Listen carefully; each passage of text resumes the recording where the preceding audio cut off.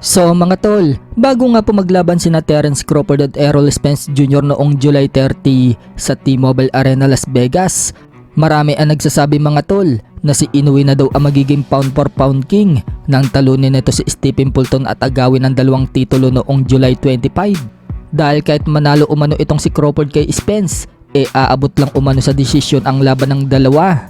Pero noong manalo nga po si Crawford mga tol kay Spence, hindi pinaporma ni Crawford itong si Spence at dinumina niya lang ito. Pinabagsak ng 3 beses hanggang awatin ng referee ang laban sa round 9. Napag-alaman nga po natin mga tol na gusto palang manalo ni Inoue itong si Spence. Kaya daw gustong manalo ni Inoue si Spence dahil walang duda daw na siya ang tatanghaling pound for pound king kung matatalo daw si Crawford kay Spence. Subalit hindi nga po nangyari ang inaasam-asam ni Inoue dahil katulad ng ginawa niya kay Stephen Fulton na nilampaso niya, ganun din ang ginawa ni Crawford kay Spence.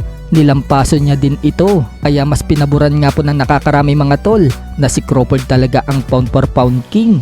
Speaking of Terence Crawford naman mga tol, nakulong nga po sa UK noong nakaraang araw ang trainer niya na si Brian Bomac McIntyre dahil nakitaan ito na may dala ng baril sa airport sa England. Kakasuhan umano ito ng possession of firearms at possession of ammunition for a firearms without certificate. Mananatili umanong makukulong si Bomac hanggang October 9. Kailangan niya makakuha ng bill hearing upang makalabas siya. Pero mukhang kayang-kaya naman ito malampasan ni Bomac mga tol, basta magaling lang ang abogado na makukuha niya. Kaya nasa UK si Bomac mga tol dahil ginaid nito ang kakapanalo lang na si Chris Eubank Jr. kontra dito kay Liam Smith sa kanilang rematch sa middleweight division, kung saan bumawi itong si Chris Eubank at tinalo si Smith via 10-round technical knockout. First time nga po maging trainer ni Eubank itong si Bomac. Samantala, bukas na nga po ang laban ng kababayan natin na si Jonas Sultan kontra kay Frank Gonzalez ng US. Sa weigh-in nga po nila na ginanap kagabi, tumimbang si Jonas Sultan ng 121.2 pounds habang tumimbang naman si Frank Gonzalez ng 122.8 pounds. Tuloy na nga po ang laban nila bukas ng umaga.